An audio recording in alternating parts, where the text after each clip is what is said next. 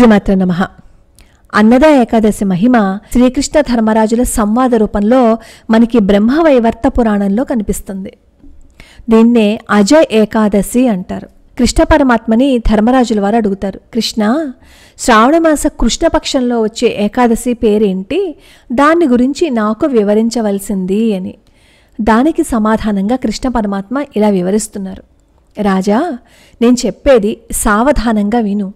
మనిషి యొక్క సమస్త పాపాలను హరించే ఈ మంగళమయమైన ఏకాదశి పేరు అన్నద ఏకాదశి. ఈ ఏకాదశి వ్రతాన్ని పాటించి ఇంద్రియాధీసుడైన హృషికేశుణ్ణి అర్చించేవాళ్ళు సమస్త పాపకర్మల ఫలం నుంచి ముక్తుడు అవుతారు అని చెప్పారు కృష్ణ పరమాత్మ. హరిశ్చంద్రుడు అనే సుప్రసిద్ధ చక్రవర్తి ఉండేవారు. ఆయన సత్యసంధుడు, నీతిమంతుడు. ఏవో కొన్ని తెలియని పాపాల కారణంగా తన మాట నిలబెట్టుకోవటం కోసం తన రాజ్యాన్ని కోల్పోయాడు.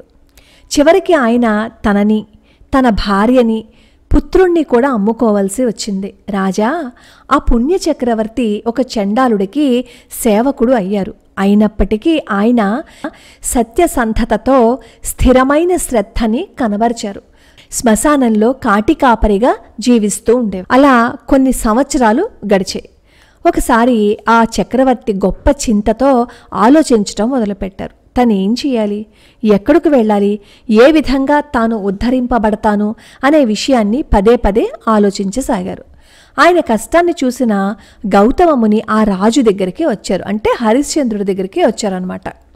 ఆ మునిని చూసిన హరిశ్చంద్రుడు, పరుల లాభం కోసమే బ్రాహ్మణులను బ్రహ్మదేవుడు సృష్టించాడు అని తలచారు. నేను చెప్తున్న మాట కాదు, కృష్ణ పరమాత్మ బ్రహ్మవైవర్త పురాణంలో ధర్మరాజు గారికి చెప్తున్న మాటలన్నమాట.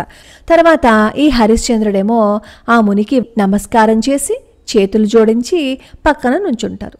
తర్వాత తన దీన గాథని గౌతమ మహర్షికి వివరిస్తారు. రాజు యొక్క ఆ దీనగాథని విన్న గౌతమముని ఆశ్చర్యంతో, రాజా, శ్రావణమాస కృష్ణపక్షంలో వచ్చే అన్నద ఏకాదశి అత్యంత మంగళకరమైనది, సర్వ పాపహరమైనది. ఆ ఏకాదశి త్వరలోనే వస్తోంది, అది నీ అదృష్టమని చెప్పుకోవచ్చు. ఆ ఏకాదశి రోజున నువ్వు ఉపవాసం ఉండాలి, రాత్రంతా జాగరణ చేయాలి. దాని ఫలితంగా నీ పాపం నశిస్తుంది. ఓ రాజోత్తమ, నీ ప్రభావం చేతనే నేను నీ చెంతకు వచ్చానని తెలుసుకో అని అంటారు గౌతమముని. హరిశ్చంద్రుడిని ఆ రీతిగా ఆదేశించిన తర్వాత గౌతమముని అదృశ్యమైపోయారు. తరువాత ముని ఆదేశం మేరకు హరిశ్చంద్రుడు ఏకాదశి వ్రతాన్ని పాటించి సర్వ పాపదూరుడు అయ్యారు అని కృష్ణ పరమాత్మ ధర్మరాజు గారికి చెప్తూ, ఓ రాజసింహమా, ఈ అద్భుతమైన ఏకాదశి ప్రభావం ఎటువంటిది అంటే ఎన్నో సంవత్సరాలు అనుభవించాల్సినటువంటి కష్టాలన్నీ కూడా ఈ ఏకాదశి వ్రత పాలన చేస్తే హరించుకుపోతాయి. ఈ ఏకాదశి ప్రభావం వల్లే హరిశ్చంద్రుడు తన భార్యని, అలాగే చనిపోయిన తన కొడుకుని కూడా తిరిగి పొందారు. అప్పుడు దేవతలు దుందుబులు మ్రోగించి ఆకాశం నుంచి పుష్పవృష్టి కురిపించారు.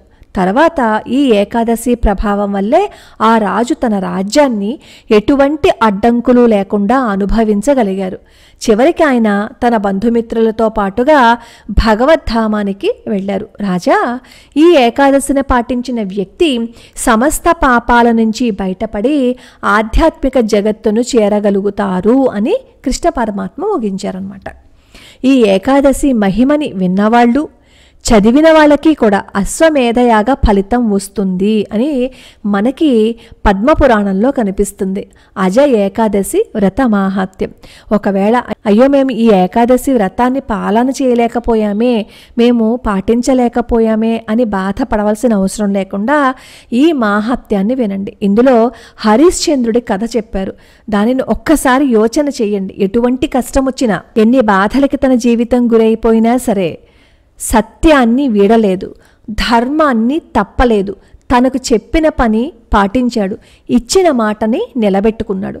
సత్య హరిశ్చంద్రుడిలాగే మనం కూడా జీవించటం మొదలు పెడితే ఏదో ఒక రోజుకి మన కష్టాలన్నీ తీరిపోతాయి, భగవంతుడి అనుగ్రహం మనకి కూడా వస్తుంది.